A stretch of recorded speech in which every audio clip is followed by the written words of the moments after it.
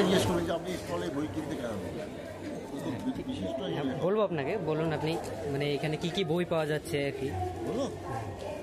এটা জাতীয় কংগ্রেসের পশ্চিমবাংলার যে মুখপত্র কংগ্রেস বার্তা স্টল। এটা প্রায় 2 দশক ধরে আমরা বুক ফেয়ারে রয়েছি। আমাদের এই কংগ্রেস বার্তা যে কাগজটি বের হয়, সাপ্তাহিক কাগজ, আমাদের বিশেষ সংখ্যা বের হয়, পুজোর সময় বের হয় উৎসব সংখ্যা। তো আমরা এই স্টলে প্রধানত জাতীয় সংগ্রামের, জাতীয় মুক্তির ইতিহাস, সেই স্বাধীনতা সংগ্রামে যেসব মানুষ প্রত্যক্ষভাবে সংগ্রাম করেছেন, লড়াই করেছেন, কারাবরণ করেছেন, তাদের মধ্যে মহাত্মা গান্ধীর উপর একটা বিস্তৃত আমাদের বই আছে, প্রায় 25-30টা বই আছে। এবং সেই সময় যারা স্বাধীনতা আন্দোলনে যোগ দিয়েছিলেন, জওহরলাল নেহরু, বল্লভভাই প্যাটেল, মৌলানা আবুল কালাম আজাদ থেকে আরম্ভ করে, তাদের লেখা এবং তাদের উপরে বিভিন্ন বই আছে। বই আছে আম্বেদকরেরও। এবং একই সাথে পশ্চিমবাংলায় যারা বিপ্লবী ছিলেন, বিনয় বাদল দীনেশ, প্রীতিলতা ওয়েদার অথবা সূর্য সেন, তাদের জীবনী আছে। এর বাইরে স্বাধীনতা আন্দোলনে, সশস্ত্র বিপ্লবে নারী, অন্যান্য যারা ছিলেন, তাদের সব বই আছে। একই সাথে ভারতবর্ষের স্বাধীনতার পরবর্তীকালে ভারতবর্ষ গঠনে যারা বিশেষভাবে উল্লেখযোগ্য স্থান করে নিয়েছেন, তাদের বিস্তৃত বইয়ের সম্ভার আছে। এবং বর্তমান ভারতবর্ষে যেটি সবথেকে বড় সমস্যা সাম্প্রদায়িকতা, এবং ভারতবর্ষের বুকে সবথেকে বড় বিপদ হচ্ছে RSS, তাদের যে দুর্বল দিকগুলি, যার জন্য আমরা বলছি সাম্প্রদায়িকতা এবং ভারতবর্ষে দুর্বল করে দিচ্ছে, তার বিস্তৃত আছে। একই সাথে বামপন্থীদের এমন অনেক বই আছে, যেমন নামবুদ্ধিবাদের বই আছে, মহাত্মা অ্যান্টিজিজম, মহাত্মা এবং তার মতবাদ, সীতারাম ইয়েচুরি থেকে আরম্ভ করে ইতিহাসবিদ রমিলা থাপার, ইরফান হাবিব, একই সাথে প্রণব মুখোপাধ্যায়ের জাতীয় কংগ্রেসের ইতিহাস থেকে আরম্ভ করে আমাদের বিভিন্ন সম্ভার। আমরা বলতে পারি, জোর দিয়ে বলতে পারি, কলকাতা বইমেলাতে এই ধরনের বিচিত্র সম্ভার, বিস্তৃত সম্ভার আর কোনো স্টলে নেই। আমাদের স্টলের জাঁকজমক কম, কিন্তু আমাদের যেসব বইগুলি আমরা রেখেছি, যে কোনো মানুষ ভারতবর্ষ সম্পর্কে যদি জানতে চান, ভারতবর্ষের স্বাধীনতা আন্দোলন সম্পর্কে যদি জানতে চান, ভারতবর্ষের উন্নয়ন সম্পর্কে যদি জানতে চান, তাদের এই স্টলে আসতেই হবে। আমাদের স্টলে এই মুহূর্তে উপস্থিত রয়েছেন বিশিষ্ট ইতিহাসের উপর যিনি লেখালেখি করেছেন, শ্রী শান্তনু দত্ত চৌধুরী। আপনারা তার সাথেও একটু কথা বলে নিতে পারেন। আপনি যদি কিছু একটু বলেন, মানে কংগ্রেস কিভাবে স্বাধীনতার সঙ্গে যুক্ত ছিল, কতটা ভারতের স্বাধীনতা আন্দোলনের ইতিহাস কংগ্রেসকে বাদ দিয়ে তো চলে না, একদমই না, লেখাও যাবে না, চিন্তাও করা যাবে না। জোর করে কেউ কেউ চেষ্টা করছেন, কিন্তু সেই চেষ্টা ব্যর্থতায় পর্যবেসিত হচ্ছে এবং হবেও। একদম। কংগ্রেস হচ্ছে একটা জাতীয় মঞ্চ স্বাধীনতা সংগ্রামে। কংগ্রেসের মধ্যে বিভিন্ন চিন্তাধারা, বিভিন্ন মতাদর্শের মানুষ সমবেত হয়েছেন, এবং কংগ্রেস হচ্ছে ডেমোক্রেটিক প্ল্যাটফর্ম। এই নয় যে গান্ধীজির যে অহিংস অসহযোগ আন্দোলনের যে মত, সেইটা যারা বিশ্বাস করতেন না তারা কংগ্রেসে থাকতে পারবেন না, তা নয়। তারাও কংগ্রেসে ছিলেন, শুধু না নেতৃত্বে ছিলেন, এবং বারংবার নেতৃত্বে ছিলেন। তাদের নেতৃত্বে থাকায় কোনো অসুবিধা হয়নি, কোনো অসুবিধা হয়নি। এই নিয়ে খুব মিথ্যা ভ্রান্ত প্রচার আছে, হ্যাঁ। এবং যেমন গান্ধীর সঙ্গে সুভাষচন্দ্রের বিরোধ নয়, মতপার্থক্য যে কোনো লিভিং অর্গানাইজেশনে কাম্য। একটা দল যদি এমন হয় যে দলে একজনের যে মত সেটাই সকলের মত, আর কারোর কোনো মত গ্রাহ্য হয় না, আলোচনা হয় না, তাহলে সেই দল অচিরেই সেটা একটা স্ট্যাগনেন্ট ওয়াটার, যেরকম বদ্ধ জলাশয় যেমন দূষিত হয়ে যায়, সেই দলও তাই হবে। কিন্তু কংগ্রেসে তা না, কংগ্রেসে সবাই থাকতে পারতেন, মত দিতে পারতেন, এবং গান্ধীজি নিজে সেটাকে এনকারেজ করতেন। এর অসংখ্য প্রমাণ রয়েছে। আমি আমার যে বইটি ইতিহাসের সত্য মিথ্যা, আমি দেখিয়েছি গান্ধীজির সঙ্গে সশস্ত্র বিপ্লববাদী গুপ্ত বিপ্লবীদের সম্পর্ক, গান্ধীজির সঙ্গে সুভাষচন্দ্রের সম্পর্ক। গান্ধীজি রাউন্ড টেবিল কনফারেন্সে যোগ দিতে যাচ্ছেন, সেকেন্ড রাউন্ড টেবিল কনফারেন্সে 1931 সালে।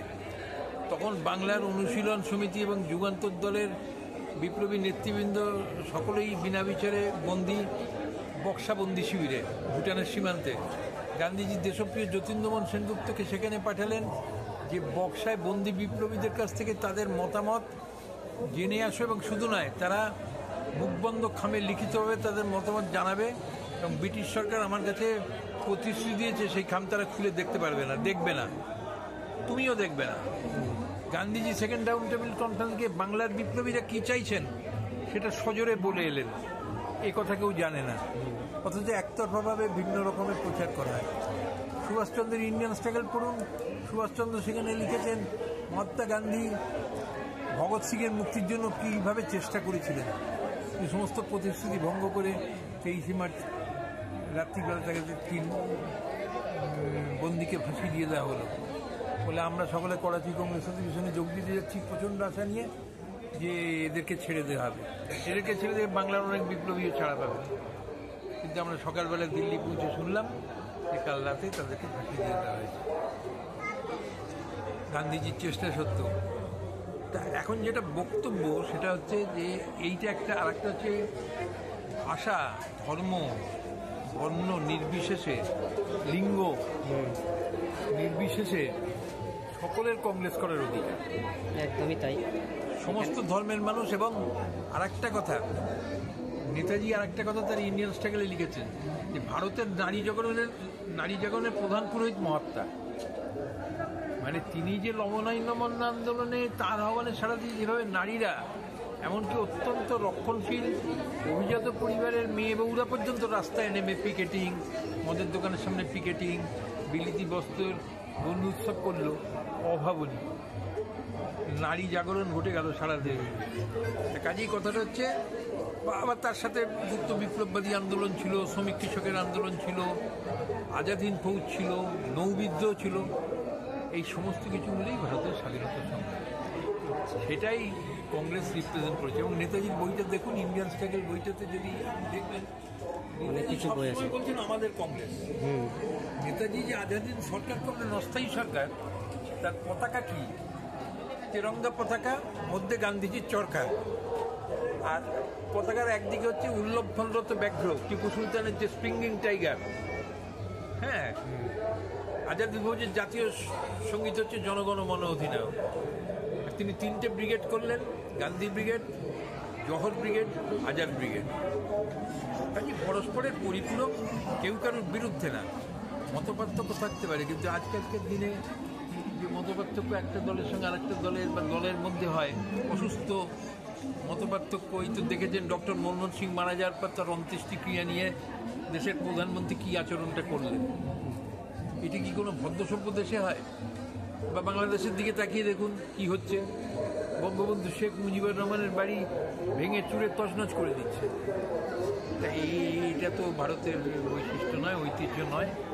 ভারতে, আমি বাংলাদেশের কথাটা এই কারণে বললাম, তারাও ভারতীয় উপমহাদেশের মধ্যে ব্রিটিশের হাত থেকে যে স্বাধীনতা পেয়েছিল তারা, পরে তো পাকিস্তানের অধীনতা থেকে মুক্ত হয়েছে।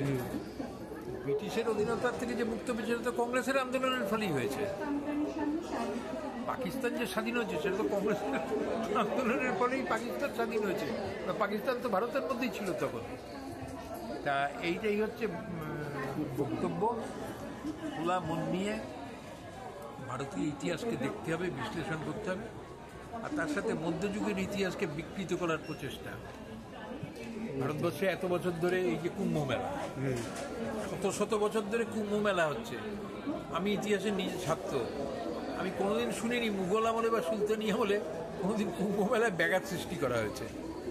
তা এরা যে সব জায়গার নাম পাল্টে দিচ্ছে, এলাহাবাদের নাম করলো প্রয়াগ, মোগলসরাইয়ের নাম করলো দীনদয়াল উপাধ্যায়। কে দীনদয়াল উপাধ্যায়? তার সাথে মোগলসরাইয়ের কী সম্পর্ক? কোনো আরবি ফার্সি শব্দ রাখবে না।